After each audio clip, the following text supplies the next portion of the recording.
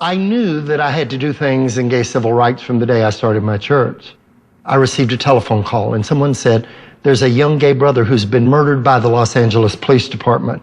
And they told me that he had gone to the old Dover Hotel in downtown Los Angeles. It predated bathhouses in America. I went to the inquest. They had testimony from gay men, but these people, every time they were brought onto the stand, they were asked by the city, are you a homosexual? And the minute they would say yes, it was like the jury's eyes, it was like doors closing, I could see it. And I just couldn't believe what I heard. I guess it sort of pushed Troy over the edge. People were just tired of it. They're tired of the raids and the false entrapments. Like, enough already.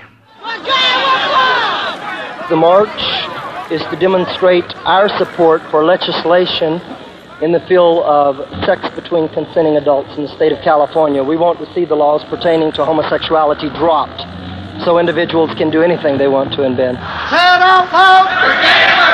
Say it out loud! That was not necessarily something everybody in his community wanted.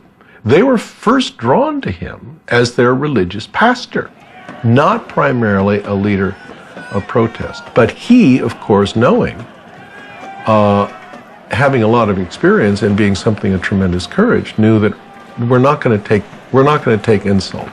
We're not going to take discrimination. We're not going to take having people losing their jobs, losing their lives on account of their sexuality. No.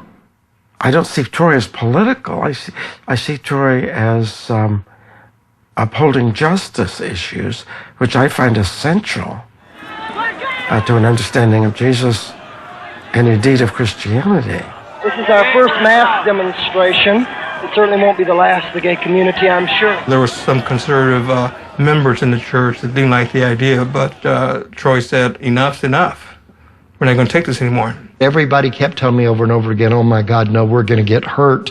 If we're not careful, we could get hurt. There were an awful lot of gays everywhere saying, well, why are you acting up, you know?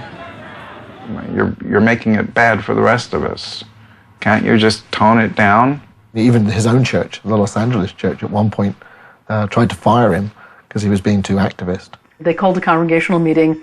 The congregation then fired the board, because they were very supportive of Troy's activism.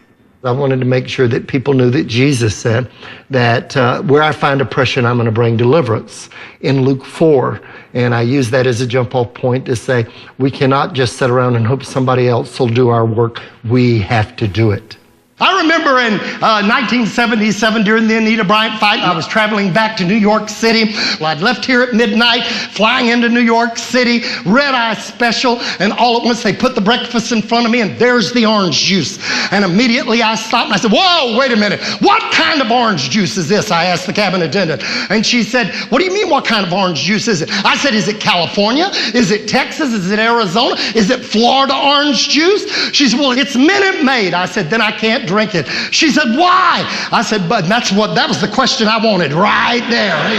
Why? And everybody around me is listening. And I said, because. I said, that is a blend. It contains Florida orange juice. I'm a homosexual. And I said, we're boycotting Florida orange juice because of what Anita Bryant is doing to us. And those other folks from the right wing, people around me started eating 90 miles an hour, like trying to hold their head down.